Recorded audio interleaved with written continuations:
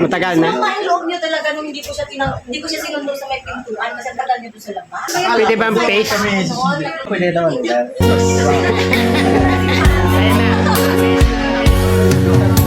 Hindi ko napansin ang nangyari sa atin. Akala ko What's up mga ka-idol? So panawagan po natin yung kanilang love story nung ating batchmate 86, batch 86 to, sa ating mga nakalipas na high school life, no? So panawagan yung full video nito guys. Huwag na marami kayo matutunan dito. So let's go. Yan ba to? Naka-anin pala siguro. Pito? Hindi, may dayong binailakad go. Oo, dayan, baile. Noon ko pa ipan to eh. Gusto ko Boys out. Oo. Kasi masikip na sa dibdib. Sige. Meg, pasensya ka na pero ispas. Gusto ko lang ng kapatoran. O ko ng ulang. Totoo yan. Kasi parang hindi mabuwang ang kwento eh. Mabuo na ako na ganito. Kapag hindi ako ng sorry sa nangyari sa amin. Hindi ko natanggap pero tiniis ko para lang na Yun lang yun. Mga 2 buwan lang.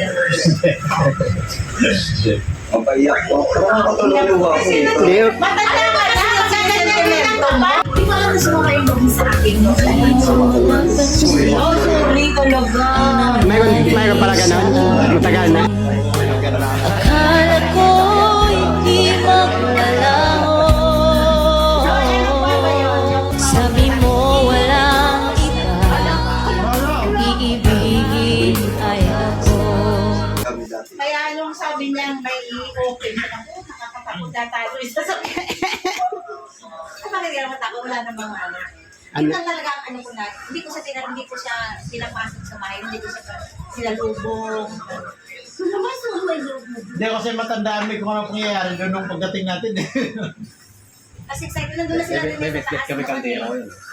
Hindi, madala na kami, KBL. Ayun. Nandun na sila sa taas. Ay, si ano, KBL dito. Asan siya na talaga? Nasaktan na rin siya. Ayun na.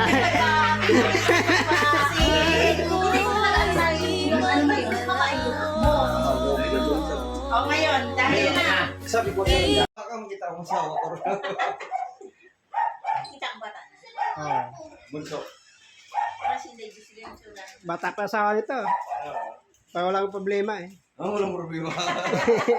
Kasi minsan sa akin ako. Ano ba yan? Oo. Tanda ka na, mag-free ka pa. Hindi ba alam, sasunod sa bahay naman tayo pag ano.